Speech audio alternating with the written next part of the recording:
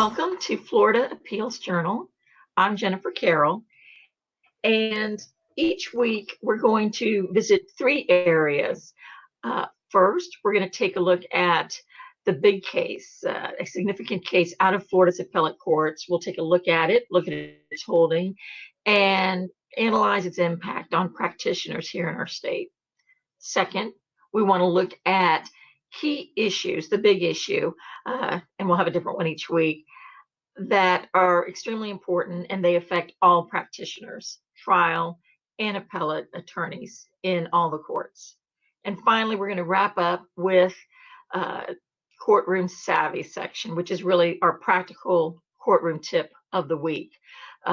So many courtroom challenges, so many weird and unique things that happen in the courtroom.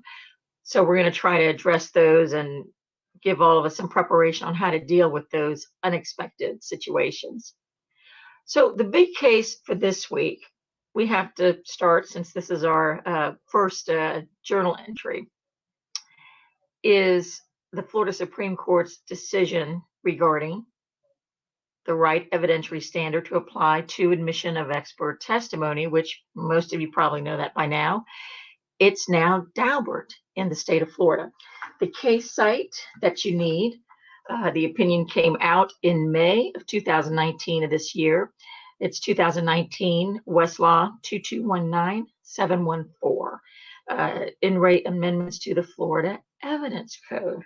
Now, everybody knows, well, lawyers who are watching this know, Florida has been a FRI state. And what does that mean to some new practitioners or to lay persons watching this?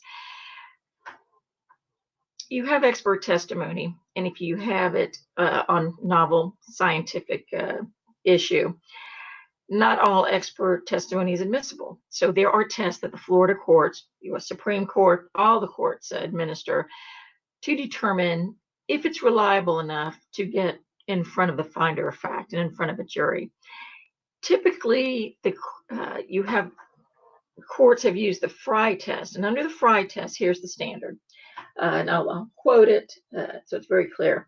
Evidence will get excluded, quote, unless the theory has been adequately tested and accepted by the relevant scientific community. So FRI is pretty much general acceptance test.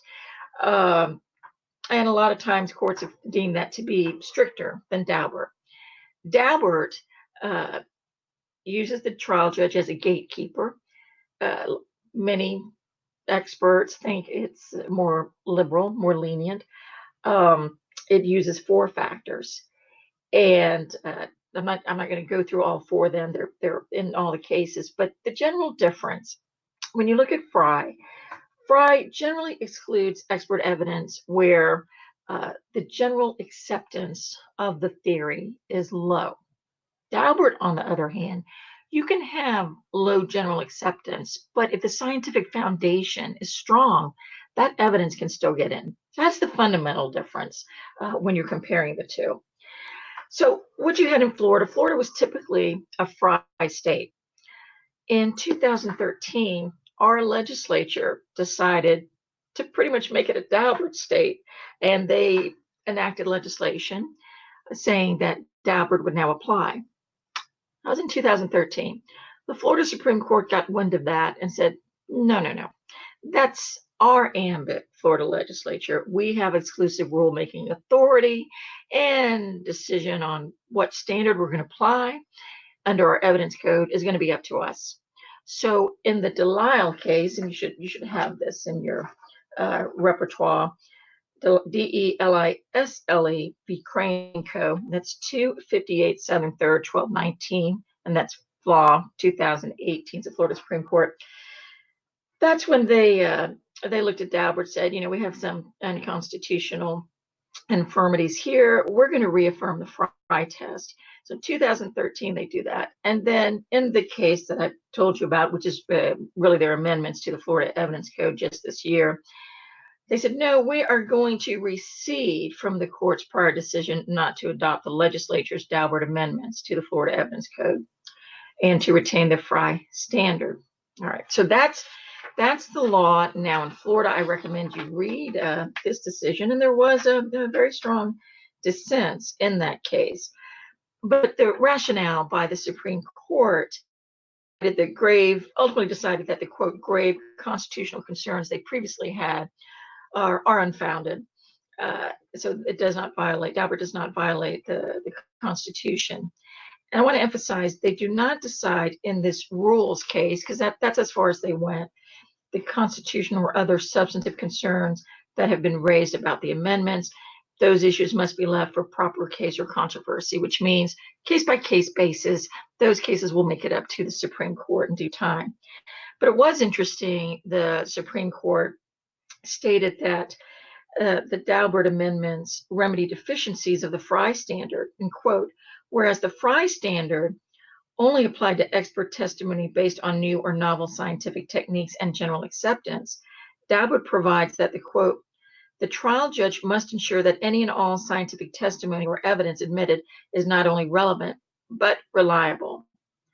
And they also reasoned the Daubert amendments will create consistency between the state and federal courts, that's true, with respect to the admissibility of expert testimony, and will promote fairness and predictability in the legal system, as well as help lessen forum shopping.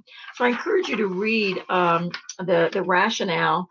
Be aware that Frye is no longer the standard in Florida, but the goal, I think, with all the courts, especially the Florida Supreme Court, is to ensure reliability of this type of testimony, and it results in ultimate fairness to the litigants in the case. The big issue that we're going to talk about this week, I think is really very important to practitioners, both the appellate and the trial. And this has to do with attorney's fees. Attorney's fees is always a big issue, but I'm talking about particularly the attorney's fees issue under Section 57105. And lawyers are going to understand, hopefully understand what this means. It's really a bizarre and the gray area anyway in the law. But nobody likes to be sued. So you have a plaintiff sues a defendant in a civil lawsuit. Defendant says, hey, this isn't fair. Why should I have to pay out of my pocket? Now, Florida follows the American rule, as most lawyers know, which is, all right, you can be entitled to get your fees back if it's allowed under a contract or statute or rule. Other than that, you're stuck. And, as a lawyer, if you put yourself in the shoes of a client, you can understand nobody likes to be subjected to attorney's fees. But sometimes you're sued, you're going to get stuck with it. What's been happening now, and let me give you a little bit of history on 57105. Used to be 57105, this was over a decade ago, you had to show, it was a statute that allowed for fees if you had a claim that was brought that was completely frivolous, had no merit whatsoever. Then a lawyer and his client could file a motion for 57105 fees. But what happened, and I believe it was in 99, the legislature changed it, and we've got maybe a little bit more liberal standard, but it makes for a little bit more confusion. It was October 1999 when 57105 was substantially revised. And the old standard, quote, complete absence of a justiciable issue, that language was omitted. And now you can assess attorney's fees if the court finds that the losing party or the losing party's attorney knew or should have known that a claim or defense, when initially presented to the court or at any time before trial, one, was not supported by the material facts necessary to establish the claim or defense, or two, would not be supported by the application of then existing law to those material facts. And it also, that amendment added a provision allowing a court to assess damages, including attorney's fees, against a party for taking action, quote, primarily for the purpose of unreasonable delay, and that's subsection 3. And you need to be aware, in 2002, the legislature added subsection 4, and that states, quote, a motion by a party seeking sanctions under this section must be served but may not be filed with or presented to the court unless within 21 days after service of the motion, the challenge paper, claim, defense, contention, allegation, or denial is not withdrawn or appropriately corrected. And of course, the purpose of this new section was, quote, give a pleader a last clear chance to withdraw a frivolous claim or defense within the scope of subsection 1, or to reconsider a tactic taken primarily for the purpose of unreasonable delay under subsection 3. All right. So what the 1999 amendment did is it broadened the court's power to award fees. And also note that now under the newer standard, 57105 no longer applies only to the entire action or defense, but now you can piecemeal it to a particular claim or defense in the litigation. So the problem that's developed, though, is really abuse of that statute, because now what a lot of litigants are doing is using that as their statutory basis for fees and just throwing it out very loose, and it's really an abuse process, but definitely abuse of the statutory intent. And just about any reason, they're going to throw it up there, and they're going to say, well, that falls under this more general, more liberal standard under the statute. So you have a lot of motions for 57105 fees going out there, which really aren't warranted. But the problem is there's not a lot of guidance in the courts, and I think there's a lot of confusion still in the appellate opinions out there with respect to under what circumstances do you really apply that new standard. I mean, I've seen some cases really quoting the newer statute, but applying the old standards under the old statute. So very confusing for the litigants. So the question is, first of all, how do you protect yourself from that application of that statute if you have someone who is abusing it in your case? And that goes to our practical tip of the week, in our courtroom savvy. We'll fit it under that section for now. What you have to remember is that, first of all, the 21-day, what they call a safe harbor provision, you make sure the opposing party, if they're trying to exercise this statute against you, make sure they've complied with all the procedural requirements. Over 70% of the time, they do not. And so you want to be very much aware of that.